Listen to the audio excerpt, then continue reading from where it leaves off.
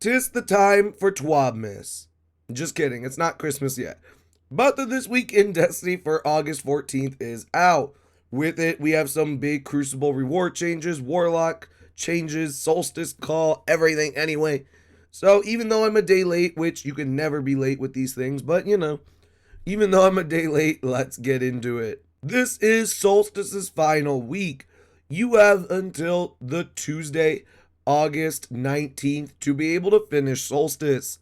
This includes completing your event reward track, grabbing holofoil versions of Yeartide Apex, Festival Flight, or Fortunate Star, and buying any other cosmetics from Eververse that you want. But with all of that, let's move over to the Warlock ability tuning. This is going to be kind of insane. So this is a preview for 9.1.0. That is going to be the update as Ash and Iron. That's what it's known as. So you will be able to see these changes coming when we get Ash and Iron.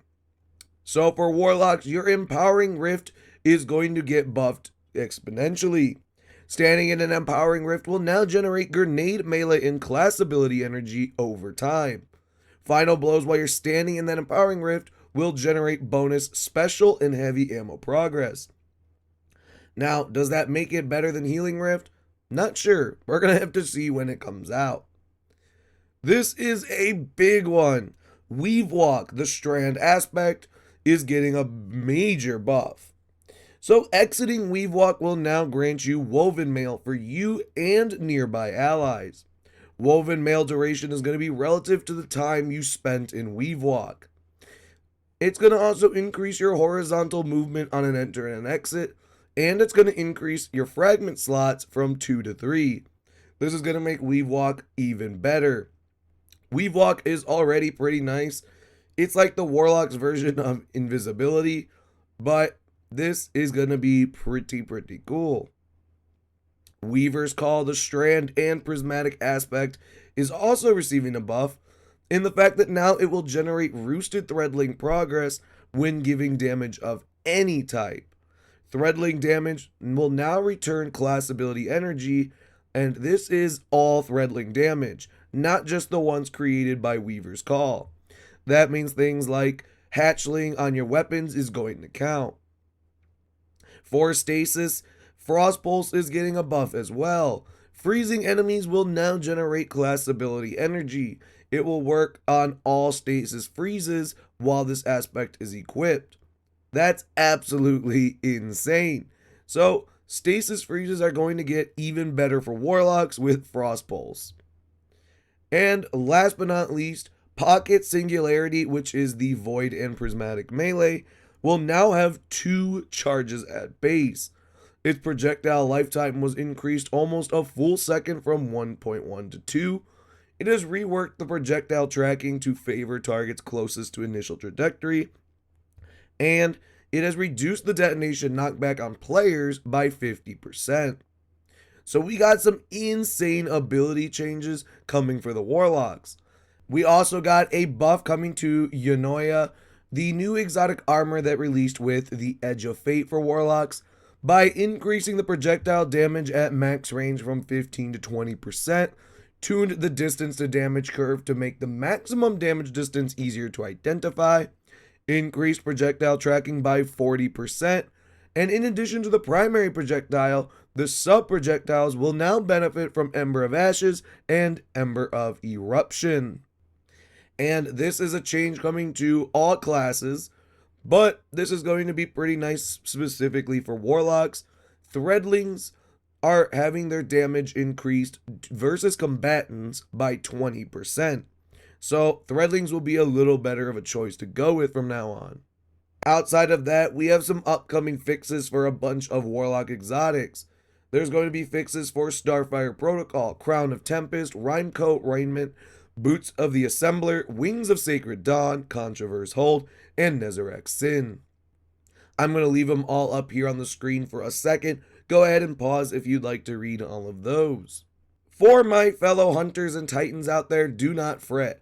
They are going to be back in the next few weeks to discuss more changes coming, so we will get some love for Ash and Iron in a little bit. Probably next week, TWAB, and the TWAB after that would be my guess, but That's just an assumption. Crucible power and rewards.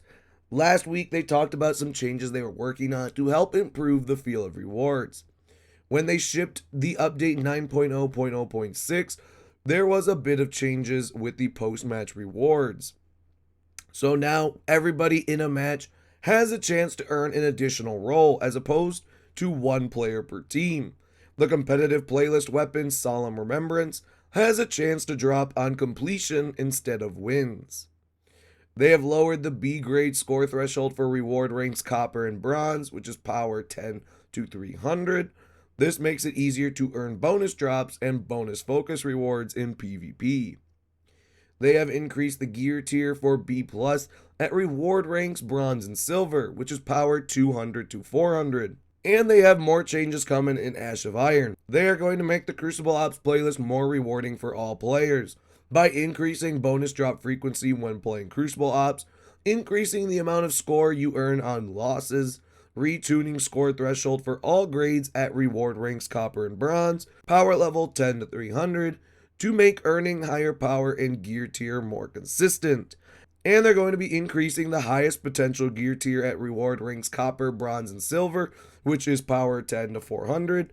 And they're also going to be increasing power adjusters for PvP, power 10 to 300. They say they're not stopping with Crucible and will have more PvE reward changes coming in the future, including the Desert Perpetual Raid. On the Bungie store, there are a bunch of savings, so go ahead and snag yourself something nice if you like it. Buying anything on the Bungie store during Solstice savings will also come with the Sunburst Destiny 2 emblem. And during this time until August 19th, 9:59 a.m. Pacific time, you can enjoy a $7.77 flat rate shipping during this event. And for the Bungie Foundation, you can now support the Ronald McDonald House charity by donating $25 to get the Tartan Tribute emblem. It is this Scottish looking one, like a kilt with the Warlock, Hunter, and Titan logos on it. Like I said, if you want it, you'll have to donate $25 through the Bungie Foundation to support Ronald McDonald House charities. Outside of that, don't forget that your Solstice rewards will disappear on August 19th, which is going to be this upcoming Tuesday. Make sure you upgrade your Lustrous Armor and get your glows, grab your rank rewards, and spend your event tokens. Once Solstice ends, you will no longer have the chance to use or claim these items. And of course, there are a bunch of known issues. I'll leave that on the screen for a second here. If you'd like to pause that and read it, you can. But with all of that being said, that is the TWAB for today, August 15th, 2025. If you liked going through the TWAB this way, then like the video, subscribe, comment, share, all that good jazz. And other than that, I will see all of you in the next video, stream, short, whatever it may be. But with all of that, I hope you have a wonderful rest of your day. And as always, I will see you around the tower.